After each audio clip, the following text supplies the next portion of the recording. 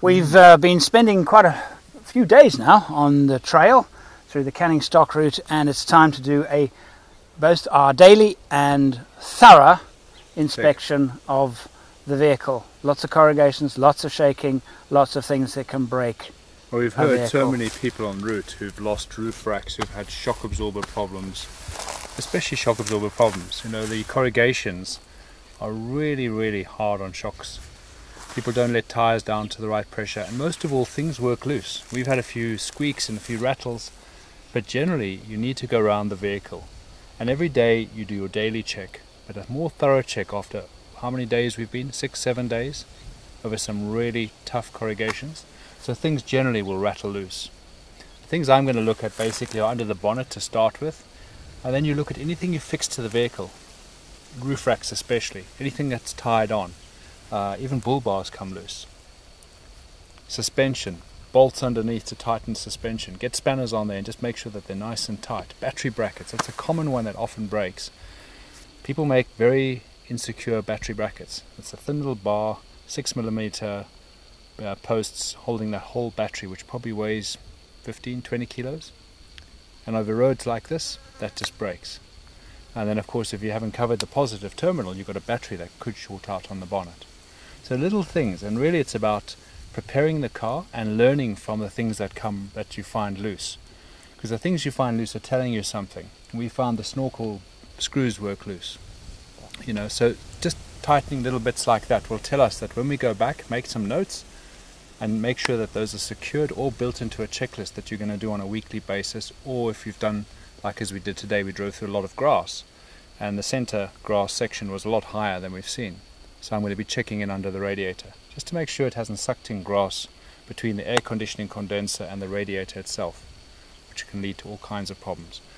You'll find that if your vehicle is very dirty, spotting problems is much more difficult. For example, any leakage of a fluid will attract dust to it. If your engine bay or underneath, undercarriage, gearbox is already very dirty, then you're not going to see and be able to fault find easily when out in the bush. So checking the air filter on a regular basis is really important, especially if you know you've driven on a lot of dusty roads. Now this isn't too bad, that's still quite clean in there. This has taken the brunt of the dust, and you'll see some dust coming out. I often take a cloth and I just smack it with a cloth, or I bang it on the side of a tyre. So a tyre is soft, it's not going to damage my air filter, which has got plastic bits holding it together. And the other thing, if you just take a cloth and just smack it across the top, that loosens a lot of the dust. Ideally, and we can do it because we've got a nice compressor on board, we could blow this out.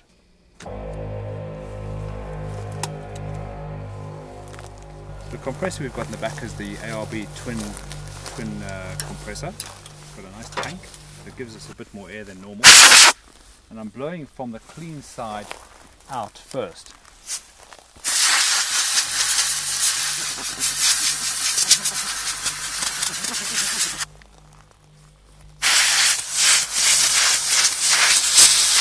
And if you look carefully, you can see the dust in the filter there that I can actually blow out. And it's coming clean.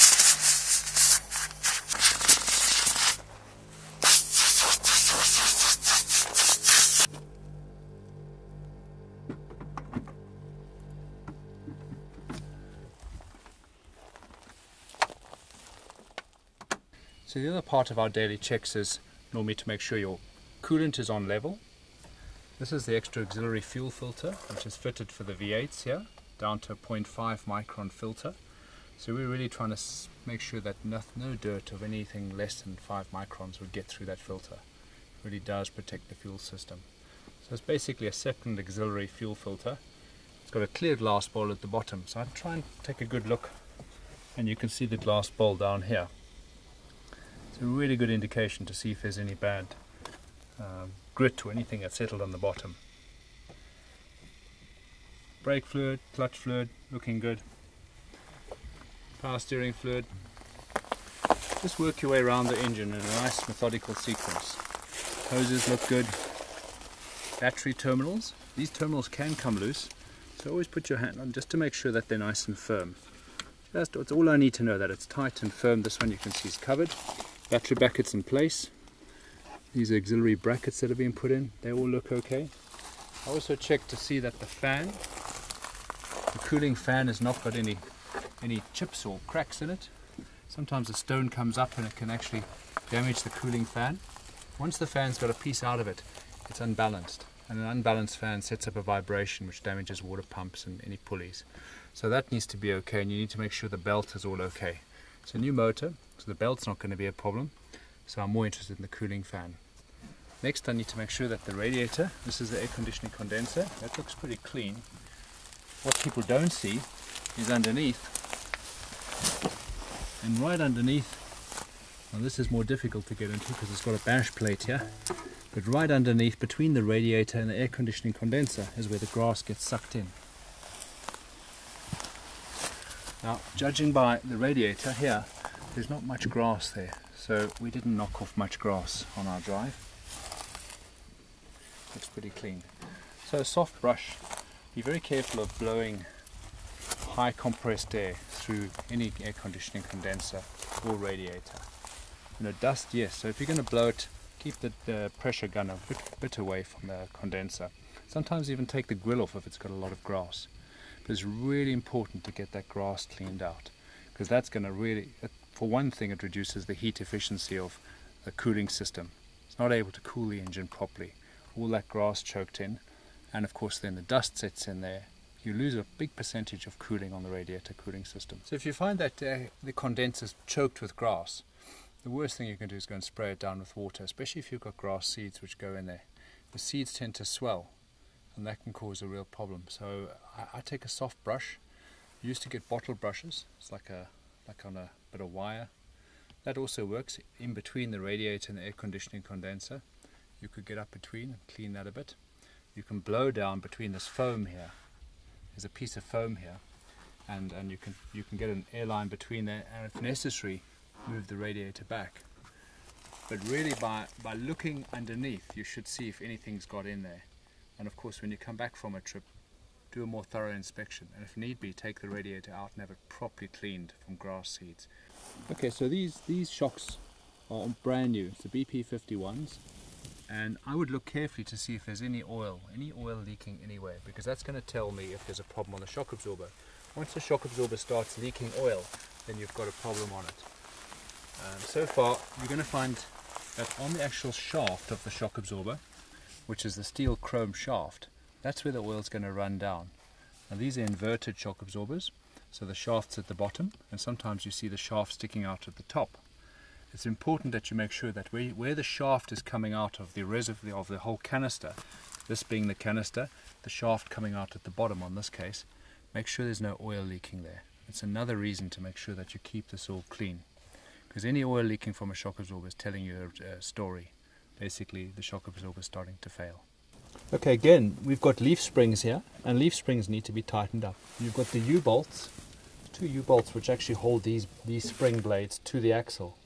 And it's really important that they get checked and they're tight, because the spring blades tend to move, and you'll be surprised at the movement underneath on the roads here. So by keeping the U-bolts tight, it's one of the checks I do.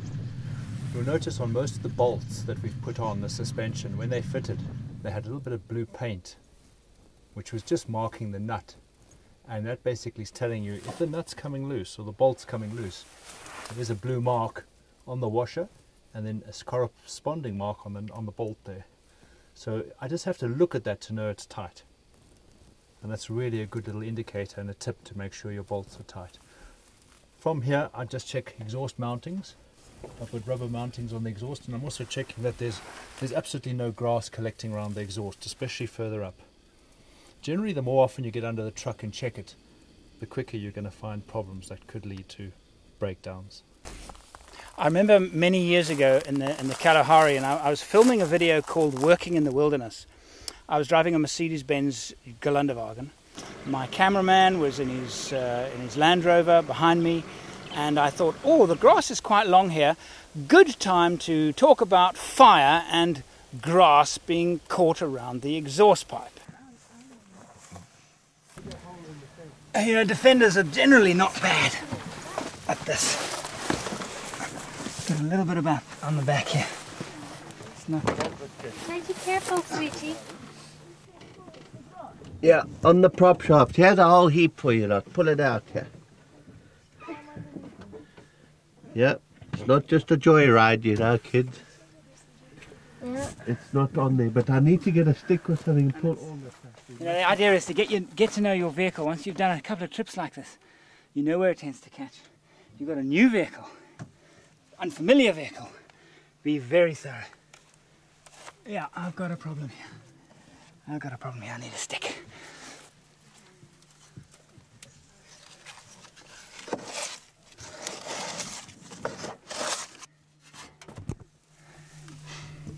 That packed like that around the exhaust pipe.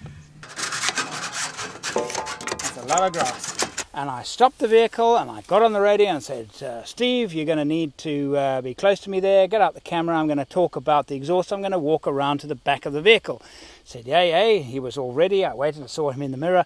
I got out and I moved to the back of my G-Wagon and I smelt something really scary. The grass had caught around the G-Wagon's exhaust pipe and it was busy catching fire. If I'd driven for another 10, maybe 15 minutes, I might have lost that vehicle. It's grass under vehicles causing fire is something that you don't inspect on a daily basis. In grass, you inspect it 15-minute basis, even less. It is once a vehicle catches fire, you won't put it out.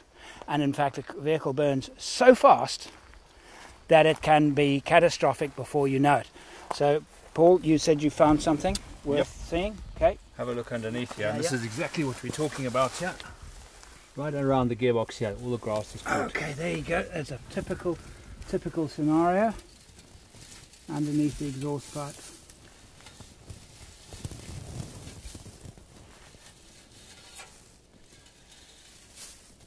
Right, so this vehicle, Justin's vehicle, has got a rear wheel carrier with a spare wheel mounted, jerry cans, max tracks, and on these roads, havoc. So we want to test and make sure this is okay. This can be adjusted, not easy for you, but if it had play up and down here, that would be important for us to check. The other thing for you to check is when you put the wheel back on, if you ever change it, the wheel must always be tight up against, like yours is against this. Because if this sets up a small amount of play, it can shear right through while it's tight and while it's pulled right up against here. So as you tighten this on and you inflate it, it's pushing nice and tightly there. It's a little thing that people don't realize. Just by having that nice and tight, that small amount of movement. So that's what we want to check. Yes, your max tracks are tight. Now you've got roof bars on your vehicle, okay? So that's something I would definitely check often. And especially on these tents. So you've got a plate here mounted, all right, which this is a steel plate here, and looking at this nut here, that's just in on the nylock, just. So I'd want to know that that nut's not coming loose because the nylock's not gripping it really well. I also want to be sure that these are tight, okay, and you can make sure these are tight. And certainly if there's any movement on the tent, between the tent and the roof bar on those corrugations, it sets up a massive resonance vibration, and the resonance vibration pulls things apart. It destroys stuff.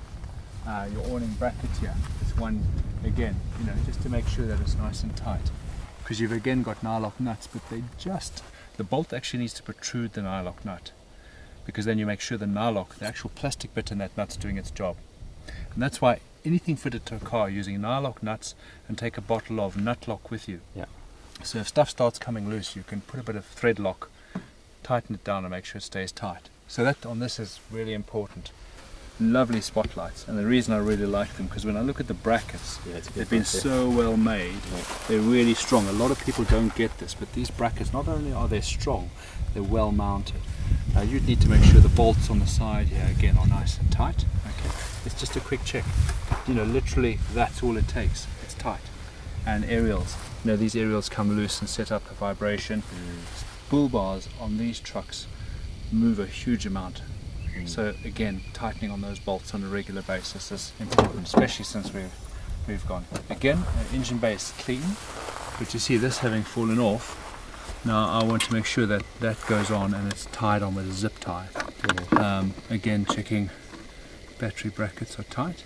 because what happens here, these clamp and they stretch these clamps around the post.